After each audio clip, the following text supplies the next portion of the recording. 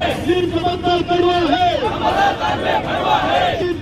कड़वा है, शिवसेना अंबादास दानवे यांनी आज सकाळी आमदार महेंद्र शेठ दळवी यांची जी व्हिडिओ प्रसारित केलेली आहे, परंतु त्या व्हिडिओमध्ये कोणत्याही प्रकारचं तथ्य नाही, तो खोटा व्हिडिओ आहे. वीर समजदार कड़वा है, शिवसेना अंबादास दानवे यांनी जे काय आज खोटा व्हिडिओ प्रसारित केला त्याचा आज सर्वत्र जाहीर निषेध होत आहे.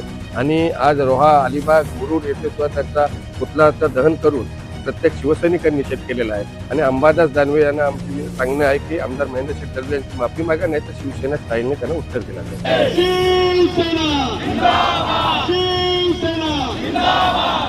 अंबादास दानवे यांनी एक व्हिडिओ जो आहे महेंद्र दळवींचा प्रसारित केलेला आहे आणि संपूर्ण राज्यभरामध्ये खळबळ उडालेली आहे. बघतोय आपण की हिवाळी अधिवेशन सुरू आहे.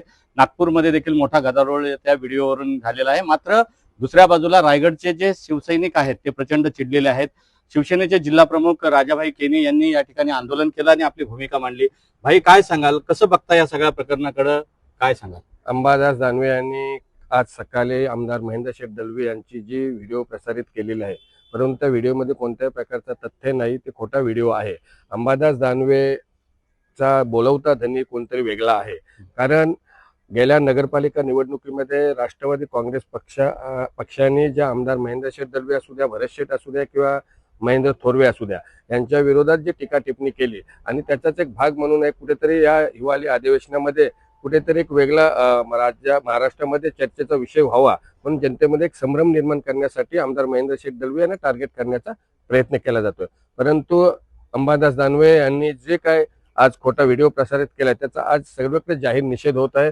आणि आज रोहा, अलिबाग, मुरुड येथे सुद्धा त्यांचा पुतळ्याचं दहन करून प्रत्येक शिवसैनिकांनी निषेध केलेला आहे. आणि अंबादास दानवे यांना आमची सांगणं आहे की आमदार महेंद्र शेठ दळवी यांची माफी मागा, नाही तर शिवसेना स्टाईलने त्यांना उत्तर दिलं जाईल. भाई, बोलवता धनी म्हणून आपण जे या ठिकाणी शब्द छेडलेला आहे, बोलवता धनी नेमका कोण असेल सध्या आपल्या संघर्षामध्ये किंवा आपल्या दृष्टिकोनामध्ये? कोणाचं नाव आपण घ्याल? कोणता पक्ष असेल, कोणता नेता असेल? गेल्या नगरपालिकेच्या निवडणुकीमध्ये जो शिवसेनेच्या आमदारांना टार्गेट करण्यात येत होता तो राष्ट्रवादी काँग्रेस पक्ष होता. आणि राष्ट्रवादी काँग्रेस पक्षाकडण्यात आमदार महेंद्र शेठ दळवी आणि भरत शेठ आणि महेंद्र थोरवे यांना टार्गेट करण्याचा बरेच दिवस जो प्रयत्न चालू आहे त्याचाच एक भाग म्हणून आजचा अंबादास दानवे बोलवता धनी, त्यांच्या पाठी बोलवता धनी असू शकतो. आमदार महेंद्र दळवी यांची प्रतिमा जी आहे ती मलिन करण्याचा जर एका बाजूला प्रयत्न होत असेल, तर दुसऱ्या बाजूला शिवसेना कशा पद्धतीनं ही सर्व बाजू सांभाळण्यासाठी प्रयत्न करेल? कायदेशीर बाजू तुम्ही कशी या ठिकाणी पुढे आणा? कायदेशीर बाजू आमचे जे काही वकील शिष्टमंडळ जे आहे त्यांच्याशी चर्चा चालू आहेत आणि त्याच्या प्रकारे उद्याच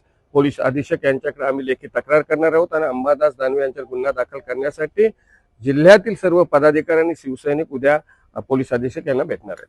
एकूणच आपण बघतोय की शिवसेनेचे जिल्हा प्रमुख राजाभाई केनी आपल्यासोबत या ठिकाणी जोडलेले होते आणि त्यांनी आमदार महेंद्र दळवीची प्रतिमा मलिन करण्याचा जो प्रयत्न होतोय त्याचा निषेध करताना या ठिकाणी शिवसेनेचे कार्यकर्ते, पदाधिकारी यांनी आंदोलनात्मक भूमिका घेऊन अंबादास दानवे यांचा निषेध दर्शवल्याचं आपल्याला पाहायला मिळत आहे. धर्मशील सावंत, न्यूज ब्युरो, रायगड, कोकण.